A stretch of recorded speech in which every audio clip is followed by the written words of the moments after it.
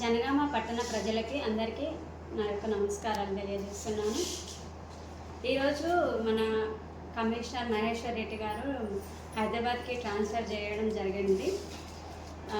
ఆయనకి మన జనగామ మున్సిపాలిటీ జనగామ అభివృద్ధి చేసే కార్యక్రమంలో మనకి చాలా హెల్ప్ఫుల్గా పనిచేయడం జరిగింది. ఆయనకి ప్రత్యేక ధన్యవాదాలు తెలుపుతున్నాను.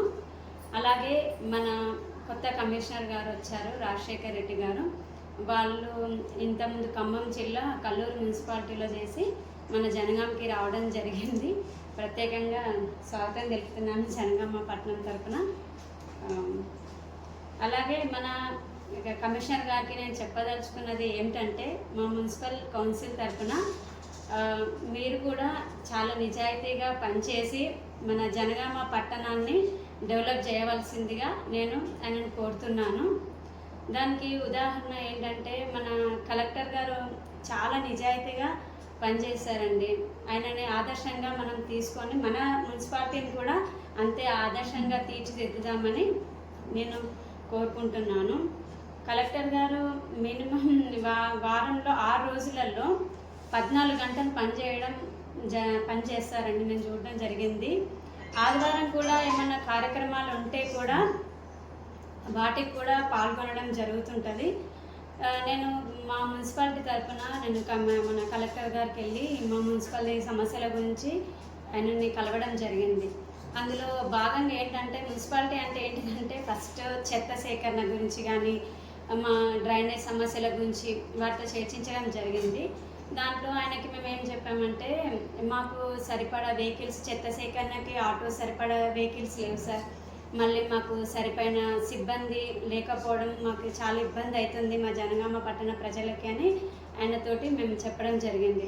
అందుకు గాను ఆయన ఇమ్మీడియట్గా మేడం మీరు ఇంత ఇబ్బంది పడుతున్నారు కదా చెత్త గురించి కానీ డ్రైనేజ్ సమస్యల గురించి, శానిటైజ్ వర్కర్స్ లేరని, అందుకు ఏమన్నారంటే మీరు ఇమ్మీడియట్గా ఒక 11 కొత్త ఆటోలు కొనడానికి ఆయన మాకు సహకరించారు. అలాగే 30 మంది కొత్త సిబ్బందిని పెట్టుకోవడానికి కూడా నియమించడానికి కూడా ఆయన మాకు సహకరించారని చెప్పి నేను ఆయనకి ధన్యవాదాలు తెలుపుతున్నాను. అలాగే మన కలెక్టర్ గారి గురించి చాలా ప్రజల నుండి చాలా సమస్యలు వస్తున్నాయి. అదేంటంటే మామూలుగా ఇసుక గురించి కానీ, మట్టి గురించి కానీ, ఇంకా వేరే ఇతర సమస్యలన్నీ మా దృష్టికి వచ్చినవి. అలాగే ఎంపీ గారి దృష్టికి కూడా వెళ్ళడం జరిగింది. అందుకు ఏం చేశామంటే, మొన్న 15 డేస్ బ్యాక్ మన ఎంపీ గారు ఇక్కడ 2nd వార్డులో ఇనాగ్రేషన్ చేయడానికి వచ్చారు. ఒక ప్రాజెక్ట్ ఇనాగ్రేషన్ చేయడానికి వచ్చినప్పుడు అప్పుడు మేము ఎంపీ గారు కలిసి కలెక్టర్ గారు జరిగింది. ఆ రోజు ఆయన కలెక్టర్ తోటి మేము అన్నీ చెప్పామన్నమాట. సార్ మరి ప్రజలు ఇలా సమస్యలు చెప్తున్నారు, ఇసుక గురించి కానీ ఇంకా వేరే సమస్యలను ఇలా చెప్తున్నారంటే, ఆయన ప్రతి ఒక్కటి ఎంపీ గారికి కలెక్టర్ గారికి ప్రతి ఒక్కటి క్లియర్గా చెప్పారు. ఏ సమస్యకి ఏమేమి పరిష్కారాలు ఉన్నాయి, ఎలా ఉన్నాయని చాలా మాకు అర్థమైన విధంగా చెప్పారు. అప్పుడు మాకు అర్థమైంది ఏంటంటే, అక్కడ కలెక్టర్ దగ్గర సమస్యలు కలెక్టర్ ద్వారా వచ్చిన సమస్యలు కావవి, మన పబ్లిక్ రూల్స్ అవన్నీ పాటించకపోవడం వచ్చిన సమస్యలు. అంతేగాని చెప్పి కలెక్టర్ నుంచి సమస్యలు వస్తున్నాయని చెప్పడం అంటే అది తప్పు. దానికి మీరు కావాలంటే ప్రజలకు నేను చెప్పే విజ్ఞప్తి ఏంటంటే, మీరు అందరూ కూడా కావాలంటే కలెక్టర్ దగ్గరికి డైరెక్ట్ వెళ్ళండి, కలవండి. మీ సమస్యలను మీ సమస్యలను ఆయన చెప్పగానే అప్పటికప్పుడు పరిష్కారం చేస్తున్నారు.